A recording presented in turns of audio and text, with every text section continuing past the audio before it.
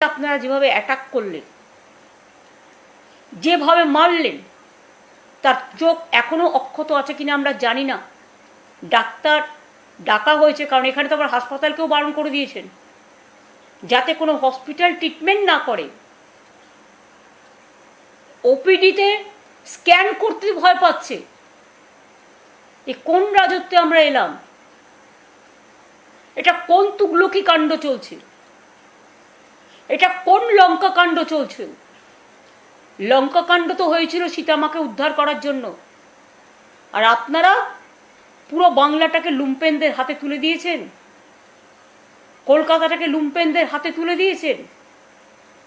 দেখুন তো এই 1 মাসে বিজনেসের কি হাল, রেস্টুরেন্টগুলো কেমন চলছে, ব্যবসাটা কেমন চলছে, বাজারে জিনিসপত্র কেমন বিক্রি হচ্ছে। কেন মানুষ ভয় পাচ্ছে? কেন মানুষ আতঙ্কিত? কেন মানুষ শঙ্কিত? আমাদের এখানে কিছু হলে আপনারা চিৎকার করে বেড়ান। আজকে শুনলাম শিক্ষা দপ্তরে নাকি আগুন লেগেছে দিল্লিতে। সত্য মিথ্যে আমি জানি না, কিন্তু আমি শুনেছি নিট পরীক্ষায় অনেক কিছু হয়েছে। ভ্যাপামের তদন্ত তো আজও কেউ জানে না, কত লোক তো মার্ডার হয়ে গেছে, যারাই তদন্ত করতে গেছে মার্ডার হয়ে গেছে। নিট পরীক্ষার পরীক্ষার্থীরা আজকে যেভাবে সাফার করছে, আজকে টিচারদের আমরা তো অ্যাপয়েন্টমেন্ট করে দিতাম, আপনারা তো কোর্ট থেকে আটকেছেন।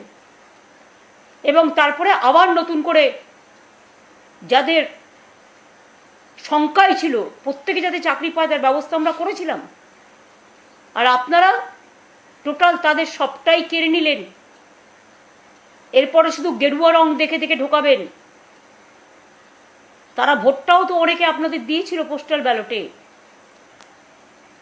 কিন্তু আমাদের এখানেও মনে রাখবেন ফলতাতেও পোস্টাল ব্যালটে আমাদের কিন্তু অনেকটাই, এমনকি পোস্টাল ব্যালটে ফলতাতেও যতদূর আমি জানি, সংখ্যাটা ঠিক নাও হতে পারে, একটু একটু এদিক ওদিক হতে পারে, 1800-র মধ্যে প্রায় 1700 পোস্টাল ব্যালট তৃণমূল কংগ্রেস পেয়েছিল। এগুলো দেখে বোঝা যায় ভোটার স্ট্রেন্ড। গায়ের জোরে যা ইচ্ছে করে যান, তৃণমূলটাকে ভাঙা যাবে না, আর বাংলার মানুষকেও মাথা নত করা যাবে না। আমি ছাত্রছাত্রীদের ভবিষ্যৎ নিয়ে যারা ছিনিমিনি খেলছেন, আমি ছাত্র সমাজকে আহ্বান জানাবো, আপনারা কেন প্রতিবাদ করছেন না? আপনারা একটা সমাজের মেরুদণ্ড। আমরাও ছাত্র আন্দোলন করে এসেছি, যেখানেই অন্যায় দেখেছি আমরা প্রতিবাদ করেছি। এমনকি আরজিকর নিয়েও যখন আন্দোলন হয়েছে আমি প্রথম তাদের বাড়িতে ছুটে গিয়েছিলাম। যেদিন ঘটনা ঘটে আমি ঝাড়গ্রামে ছিলাম, ঝাড়গ্রাম থেকে তার বাবা মার সাথে আমি ফোনে কথা বলেছি, তার পরের দিন তার বাড়ি ছুটে গেছি। এবং শুধু তাই নয়, আমি নিজে ধর্ণা মঞ্চে গেছি ছাত্রছাত্রীদের, তাদের ডেকে 3-4টে মিটিং করেছি, তারা যেগুলো বলেছে মেনে নিয়েছি। মাথায় রাখবেন, সিঙ্গুর আর নন্দীগ্রামে কৃষি জমি আন্দোলনের সময় আমি 26 দিন অনশন করেছিলাম। আমার কাছে কিন্তু সরকারের কোনো দূত আসেনি, তারা আমার সাথে কোনো কথা পর্যন্ত বলেনি। হ্যাঁ, তখন তদানীন্তন মাননীয় রাজ্যপাল গোপাল গান্ধী, আমি আজও তার কাছে কৃতজ্ঞ, তিনি 2বার এসেছিলেন। সেদিন কিন্তু বিশ্বনাথ প্রতাপ সিং এসেছিলেন পরের দিকে, সেদিন মহাশ্বেতা দেবী বেঁচে ছিলেন, মহাশ্বেতা দিয়ে এসেছিলেন, কবি সুমন এসেছিলেন, অনেকেই এসেছিলেন। তারপরে আমার দাবি প্রধানমন্ত্রী মেনে নেওয়াতে কৃষি জমি জোর করে দখল করা হবে না। তারপরে আমরা এসে আইন করলাম, তখন কিন্তু আপনাদের কাউকে দেখা যায়নি। নন্দীগ্রামে যখন গুলি চলল, প্রথম যেদিন মারা গেল 14 জন, আমি আমার বইতে আমি আমার দল করতেন আপনারা তখন, তাই আমি লজ্জায় খাতিরে লিখেছিলাম আপনাদের নামটা, যাতে মানুষ আপনাদের ভুল না বোঝে। এটা আমার ভুল ছিল। আজকে স্বীকার করছি আপনারা ছিলেন না, শুধু ছিলেন না, আপনারা আন্ডারস্ট্যান্ডিং করেছিলেন, আপনারা সব জানতেন, আপনারা কেউ সেদিন বেরোননি। তারপরেও আমি যখন গেলাম আমাকে আটকানো হলো, অত্যাচার করা হলো, কাউকে আপনাদের পাইনি আমি। তারপরেও আমি তমলুক হসপিটাল হয়ে যখন নন্দীগ্রামে গেলাম, আমার উপর গুলি চলেছিল, টিয়ার গ্যাস চলেছিল। আমি হসপিটাল থেকে বেরিয়েছিলাম অনশন করার পর, আমার একটা অপারেশন করতে হয়েছিল গল ব্লাডারের। তার দু তিন দিনের মধ্যে আমাকে বেরিয়ে যেতে হয়েছিল, আমি অসুস্থ অবস্থায়। তারপরেও যখন 10 জন মিসিং হয়ে যায়, আমি বাড়িতে কালী পুজো থাকতে পারিনি, আমি পার্টি অফিসে ছিলাম। আর ফোনে শুনছিলাম, দিদি শুনুন শুনুন গুলির শব্দ। সেদিন আপনারা কোথায় ছিলেন? আপনারা কেউ ছিলেন না। আমতার কান্দুয়াতে যখন 14 জনের হাত কেটে নেওয়া হয়, আমি তখন ইউথ স্পোর্টস মিনিস্টার হিসেবে ফার্স্ট কাজ যেটা করেছিলাম, সেটা আমি কিন্তু করেছিলাম, তাদের বাড়িতে ছুটে গিয়েছিলাম। এবং আমার জীবনের প্রথম বই উপলব্ধি লিখে আমি যা রয়্যালটি পেয়েছিলাম, তখনকার দিনে সম্ভবত 91-2 হবে, আমি 20,000 টাকা করে প্রত্যেকটা পরিবারকে দিয়েছিলাম, যার জন্য আমাকে 30,000 টাকা ইনকাম ট্যাক্স কেটে নিয়েছিল। 1,40,000 টাকা বইয়ের রয়্যালটি থেকে দিয়েছিলাম। মনে রাখবেন, এগুলো ঘটনা, এগুলো ইতিহাস। মেমারির করন্দায় ভীষণ শব্দ আসছে পূর্ণি। মেমারির করন্দায় যখন বামফ্রন্টের, তারা নকশালপন্থী ছিলেন, 4 জনকে পিটিয়ে হত্যা করা হয় এবং একটা বাচ্চাকে মুড়ি টিনের মধ্যে গেলে দেওয়া হয়। আমি কিন্তু সেদিনকে রাজনীতির রং দেখিনি, ছুটে গিয়েছিলাম মেমারির করন্দায়, আমার এখনো মনে আছে। পান্ডুয়া পোলবা, তার বাবা কংগ্রেস করতে বলল, তখন আমি কংগ্রেস করতাম। একটি ছোট্ট 6 মাসের বাচ্চাকে ছুঁড়ে ফেলে দেওয়া হয়েছিল। সে যখন মারা গিয়েছিল, আমি ছুটে গিয়েছিলাম। গুপ্তিপাড়ায় একটি অন্ধ ছেলে গুলিতে মারা গিয়েছিল, হুগলির। তখন আকবর বেঁচে ছিল, আকবর তপনেরা আমার সাথে ছিল।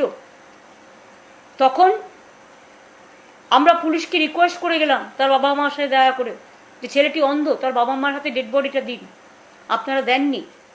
রাতে যখন আমরা বাঁকুড়া থেকে ফিরছিলাম, খবর পেলাম, আকবর বলল, দিদি ডেড বডি দেওয়া হয়নি। আমরা রাত্রিরে অপেক্ষা করে থাকার একটা জায়গা পাইনি, একটা প্রায় নর্দমার মতো জায়গায় ছিলাম। তারপরের দিন আমরা কোর্টে গিয়ে কোর্ট থেকে আবার পারমিশন নিয়ে তারপরে ডেড বডি তুলে দিয়ে আসি তার বাবা মায়ের হাতে। এই ধরনের অজস্র ঘটনা মনে রাখবেন। হলদিয়ায় এক সময় মিটিং করতে গেছি, আপনারা মাইক্রোফোন দেননি, আপনারা স্টেজ করতে দেননি, একটা চাওয়ালার কাছ থেকে চা খেতে দেননি। এসব ঘটনা আমরা অনেক দেখেছি। কাজে আজকেও যদি বিজেপি পার্টি মনে করেন আপনারা ক্ষমতায় এসছেন বলে আপনারা আমাদের গণতান্ত্রিকভাবে মিছিল করতে দেবেন না, মিটিং করতে দেবেন না, আমি সরি টু সে, কই আপনারা তো উইদাউট পারমিশনে অভিযান করতেন রোজ। কত মেরেছেন পুলিশকে, কত অভিযান করেছেন, তবুও আপনাদের বিরুদ্ধে আমরা কিন্তু কোনো অ্যাকশন নিইনি। কারণ রাজনৈতিক দল বলে আমরা গণতান্ত্রিক সৌজন্য দেখিয়েছি। 2011-এ আমরা জেতার পরে রবীন্দ্রসঙ্গীত বাজিয়েছি, নজরুল গীত বাজিয়েছি। সুব্রত তো আমাকে একটা ভালো কথা বলেছিলেন, এরাই কিন্তু একদিন দেখবি অন্য দল করবে এবং এরাই কিন্তু দেখবি হেডেক হবে। তোর উচিত ছিল রেশনিং করে ওদের পেটানো। আমি বললাম, না সুব্রত, এসব বলেন না, আমরা শান্তি চাই, আমরা শান্তি, মানবতার পক্ষে, শান্তির পক্ষে, ধর্মনিরপেক্ষতার পক্ষে, সম্প্রীতির পক্ষে, সংহতির পক্ষে। এবং তার ইকবালুর রহমান থেকে শুরু করে, ভিখারি পাসোয়ান থেকে শুরু করে, রিজওয়ানুর রহমান থেকে শুরু করে, ভিখারি পাসোয়ান থেকে শুরু করে, আমরা কখনো ধর্ম, বর্ণ, জাতি দেখিনি। আমরা ছুটে গেছি। রঘুনন্দন তিওয়ারিকে গুলিতে মারা হয়েছে বেহালায়, বিমলা দে হাওড়ার শিক্ষিকা মারা গেছেন, কুচবিহারে রবীন বিমান হায়দার মারা গেছে, বর্ণালী দত্ত নার্স রেপ হয়েছে, ছাত্র রাজনীতি করতো আমাদের একটি মেয়ে, তাকে রেপ করে বলা হয়েছিল তার বাবা তাকে রেপ করেছে। মনে রাখবেন, এগুলো আমি কিন্তু ভুলিনি। খেজুরিতে অনেক অত্যাচার আমি চোখের সামনে দেখেছি, মিদনাপুর জুড়ে অনেক অত্যাচার আমি চোখের সামনে দেখেছি। আর যারা আজকে বড় বড় কথা বলছেন, তারাও কিন্তু আগে কংগ্রেস থাকাকালীন টিকিট নিয়ে 3 বার করে হেরেছেন। তৃণমূল কংগ্রেসে যখন তৈরি হয়েছিল তখন আপনারা ছিলেন না। তখন মেদিনীপুরের ওখান থেকে লড়াই করেছিল অখিলগিরি সিপিএমের বিরুদ্ধে, এবং অখিলগিরি 2nd পজিশনে গিয়েছিল। আপনারা আপনার পিতৃদেব যদিও তার বয়সকে আমি রেসপেক্ট করি।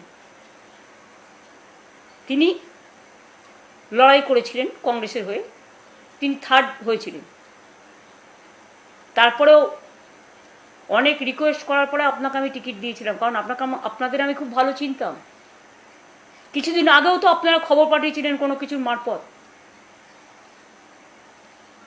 আমি যদি অভিষেককে তাড়িয়ে দিই তাহলে কেউ কেউ চলে আসবেন, আমি নিইনি আপনাদের।